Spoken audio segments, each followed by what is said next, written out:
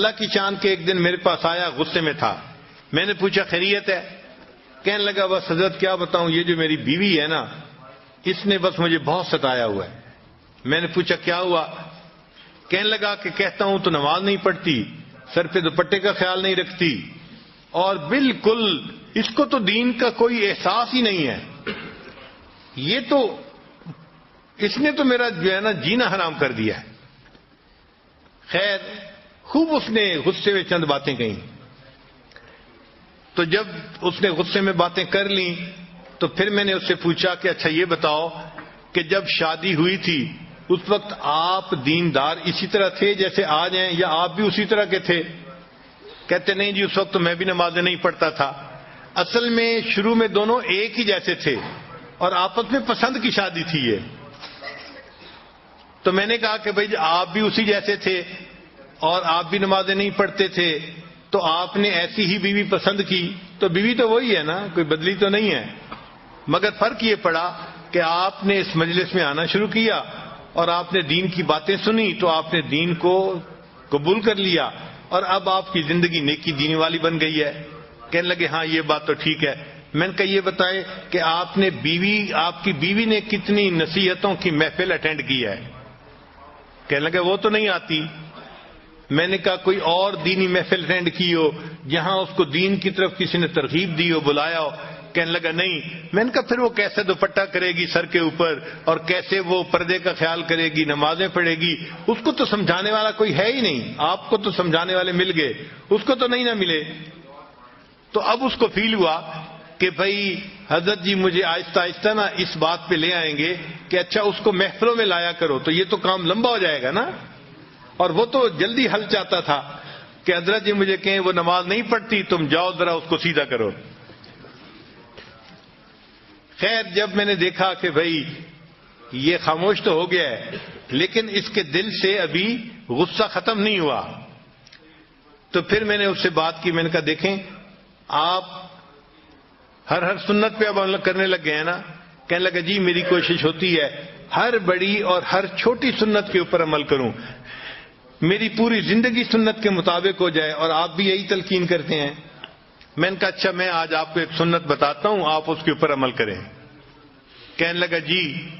میں نے کہا آپ واپس جاتے ہوئے کسی دکان سے مٹھائی کا ڈبہ ساتھ لے جائیں اور جب گھر جائیں تو دسترخوان پہ جب ڈبہ رکھا جائے تو اس میں سے مٹھائی کا ایک پیس اٹھا کے اپنی بیوی کے منہ میں ڈالنا. جب میں نے کہا تو مجھ سے پوچھتا جی. میں نے کہا بھائی میں فارسی نہیں بول رہا، میں آپ کی زبان میں ہی آپ سے گفتگو کر رہا ہوں کہ آپ ایک مٹھائی کا ڈبہ لے کے جائیں اور بیوی کو ہدیہ دیں اور جب دسترخوان پہ وہ ڈبہ رکھا جائے تو اس میں سے ایک پیس اٹھا کے تو اپنی بیوی کو مٹھائی کھلائیں. جب میں نے کلیئر لفظوں میں پھر کہا پھر اس کو بات سمجھ میں آئی. کہنے لگا جی بہت اچھا. خیر وہ بندہ چلا گیا. اللہ کی شان کے چند دنوں کے بعد وہ آیا اور اس کی آنکھوں سے آنسو تھمتے نہیں تھے. میں نے پوچھا کیا ہوا؟ کہنے لگا حضرت خوشی کے آنسو ہیں. میں نے پوچھا کس خوشی کے؟ کہنے لگا کہ میں جاتے ہوئے مٹھائی کا ڈبہ لے کے گیا اور گھر والوں نے پوچھا، بیوی نے کہ یہ کیا لائے؟ تو میں نے کہا میں آپ کے لیے گفٹ لے کے آیا ہوں. تو بڑی حیران ہوئی، اچھا آپ میرے لیے گفٹ لے کے آئے ہیں؟ میں نے کہا ہاں. تھوڑی دیر کے بعد پھر کھانے کا وقت آیا تو کھانے کے دسترخوان پر کھانا لگ گیا اور وہ مٹھائی کا ڈبہ بھی وہیں تھا. کہنے لگے میں نے آپ کی جو ہے وہ نصیحت کے مطابق مٹھائی کا ایک پیس اٹھایا اور ایک گلاب جامن میں نے اپنی بیوی کے طرف کیا تو وہ میری طرف دیکھنے لگی کہ کیا مطلب ہے؟ میں نے کہا کہ یہ میں تمہیں خود اپنے ہاتھوں سے کھلانا چاہتا ہوں. کہنے لگی وہ حیران.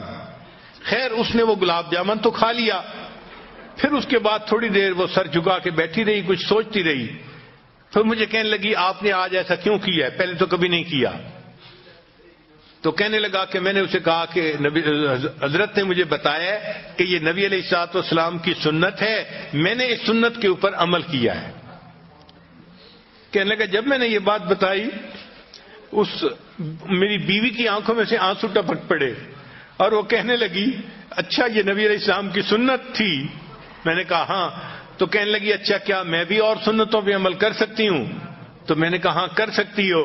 تو کہنے لگے وہیں بیٹھے ہوئے میری بیوی نے وعدہ کیا کہ میں آج کے بعد نمازیں بھی پڑھوں گی اور پردہ بھی کروں گی اور شریعت کے اوپر مکمل پابندی کر کے سنتوں والی زندگی میں بھی اختیار کروں گی.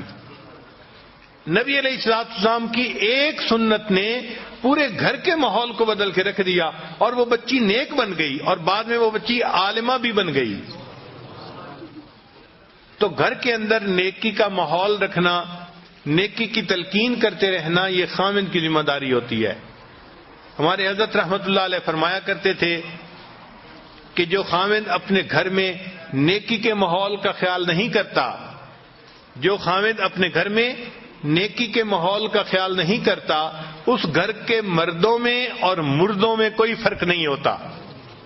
یہ ہمارے حضرت مرشد عالم رحمۃ اللہ فرماتے تھے کہ جو مرد اپنے گھر میں گھر والوں کو نیکی کی تلقین نہیں کرتا، اس گھر کے مردوں میں اور اس گھر کے مردوں میں کوئی فرق نہیں ہوتا. تو یہ خاوند کی ذمہ داری ہوتی ہے. ایکسکیوز نہ کریں کہ جی میری بات سنتا کوئی نہیں، مانتا کیوں نہیں. ہاں جب آپ رف ٹف موڈ میں، غصے کے موڈ میں بات کریں گے آپ کی بات کوئی نہیں سنے گا، لیکن جب آپ محبت اور پیار سے بات کریں گے تو ایسی ہر کوئی بات سنے گا کہ سب آپ کے جو ہیں وہ بات کو پورا کر کے دکھانے والے بن جائیں گے. بچے بھی آپ سے محبت کریں گے، بیوی بھی آپ سے محبت کرے گی. تو یہ صفت بھی خاوند کے اندر ہونی چاہیے. نبی علیہ الصلوۃ والسلام اپنی زوجہ سے کتنی محبت کرتے تھے اس کے بارے میں تو بہت ساری احادیث ہیں. بہرحال ایک حدیث مبارکہ سن لیجئے کہ ایک مرتبہ نبی علیہ السلام نے ایک اونٹ لیا، سفر درپیش تھا، تو سیدہ عائشہ صدیقہ عنہا کو اونٹ کے اوپر بٹھا دیا. اللہ کی شان کہ وہ اونٹ نیا تھا، ذرا بدک گیا اور بھاگ کھڑا ہوا. اب عائشہ عنہا اوپر بیٹھی ہوئی ہیں، جو اوپر اس کے پالکی سی بنی ہوتی ہے اونٹ کے اوپر، اور اونٹ بھاگ گیا. جب بھاگ گیا تو نبی علیہ السلام نے فرمایا ہائے میری دلہن. حدیث پاک کے الفاظ کا مفہوم ہے کہ نبی علیہ السلام نے فرمایا اے میری دلہن. یعنی بیوی سے محبت تھی تو یہ الفاظ زبان سے نکلے نا. تو نبی علیہ السلام نے امت کو تعلیم دی کہ تم اپنی بیوی کو اس طرح محبت پیار سے رکھو گے تو وہ تمہاری فرما برداری کرے گی. چنانچہ جب سیدہ فاطمہ الزہرا رضی اللہ عنہا کی رخصتی ہونے لگی تو نبی علیہ السلام نے فرمایا حضرت علی رضی اللہ عنہ کو، علی اگر تم محبت سے رکھو گے تو فاطمہ تمہاری ہے. اور اس چھوٹے سے فکرے میں ازدواجی زندگی کا خلاصہ موجود ہے کہ اگر خاوند بیوی کو محبت سے رکھے گا تو بیوی خاوند کی ہوتی ہے، وہ اسی کی خاطر زندگی گزارتی ہے اور اسی کے گھر کے ماحول کو نیکی اور دینداری کے مطابق بناتی ہے. تو محبت پیار سے گھر والوں کو رکھنا تاکہ گھر کا ماحول نیک رہے، یہ ضروری ہے. ایک مرتبہ نبی علیہ السلام نے یہ قسم اٹھا لی کہ میں 1 مہینے تک اپنی بیویوں سے نہیں ملوں گا. یہ واقعہ ایلا کہلاتا ہے. اب نبی علیہ السلام مسجد میں تھے، بیویاں گھروں میں تھیں اور 1 مہینے کی قسم کھائی ہوئی تھی. اللہ کی شان دیکھیں کہ 29واں دن تھا تو نبی علیہ السلام عائشہ صدیقہ عنہا کے گھر آ گئے. تو عائشہ عنہا نے کہا اے اللہ کے حبیب صلی اللہ علیہ وسلم، آپ نے تو قسم کھائی تھی کہ میں 1 مہینے تک بیویوں سے نہیں ملوں گا اور آج تو 29 دن ہیں. تو نبی علیہ السلام نے فرمایا عائشہ کبھی کبھی مہینہ 29 کا بھی ہوا کرتا ہے. تو یہ بیوی کی محبت تھی نا کہ 30 دن کے بعد آنے کی بجائے 29 دن کے بعد آپ گھر تشریف لائے. اور پھر آپ نے کہا کہ عائشہ کبھی کبھی مہینہ 29 کا بھی ہوا کرتا ہے.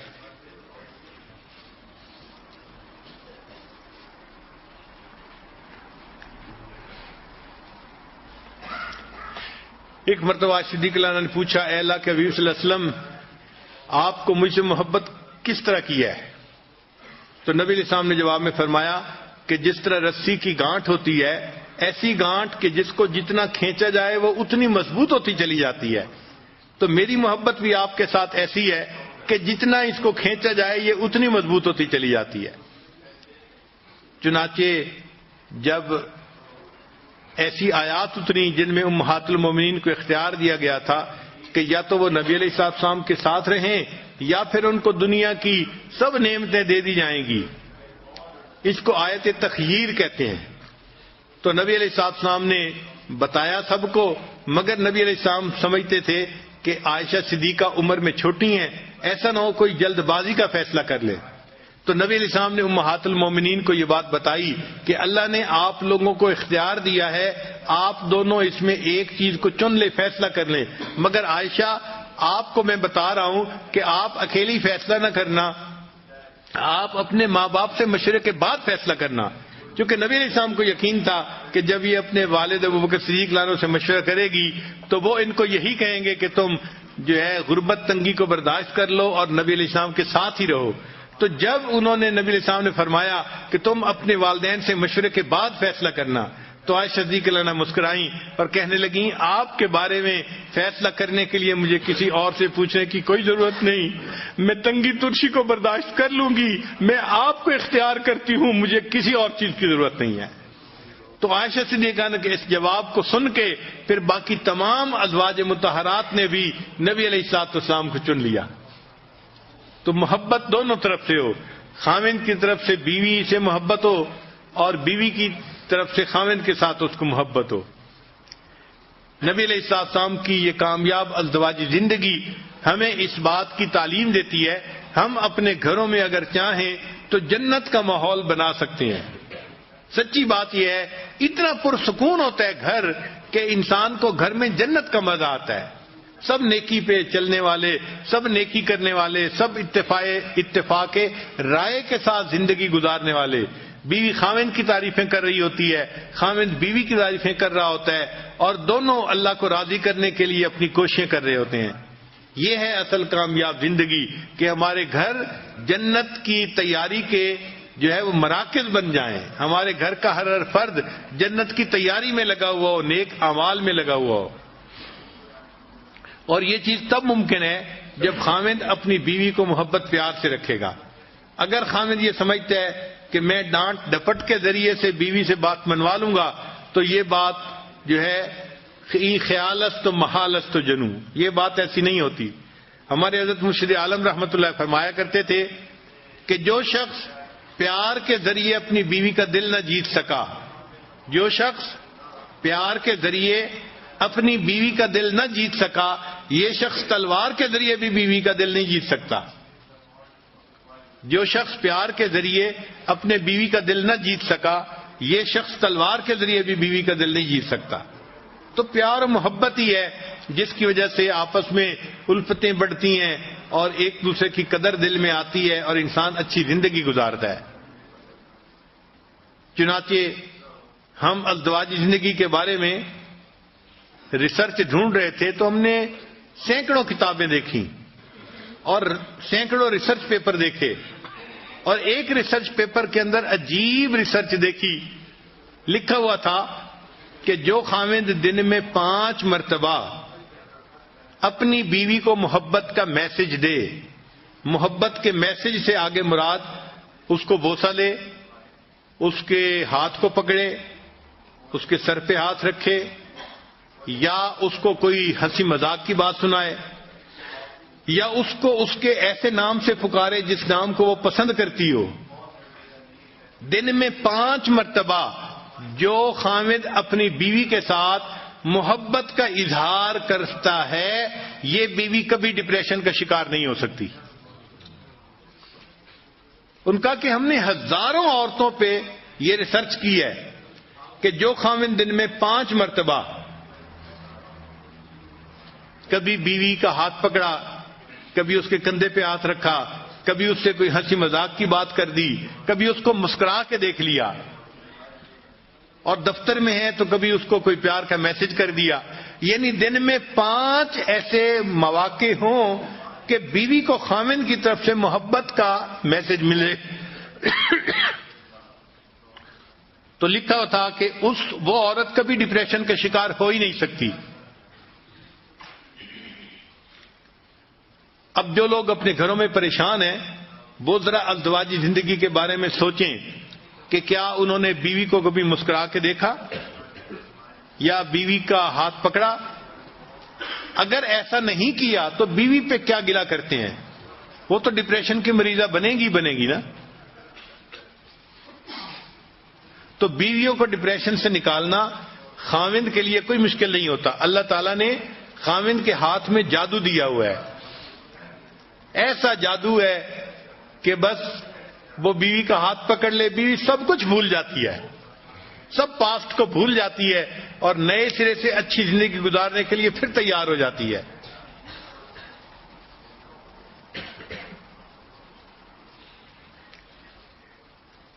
بیوی کو منانے کے لیے نہ تعویذوں کی ضرورت ہے نہ کچھ عملیات کی ضرورت ہے.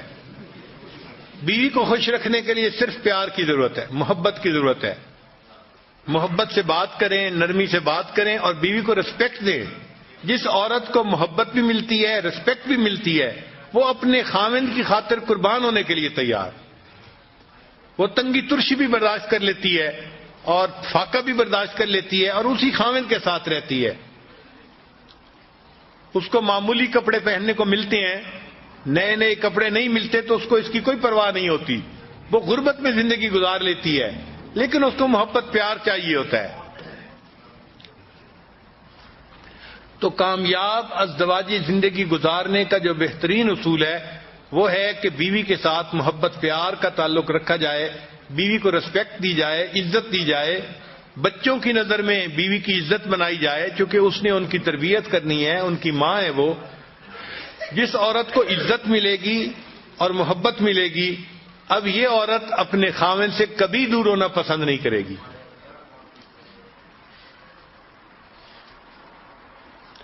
چنانچہ بعض لوگ بڑے غریب ہوتے ہیں,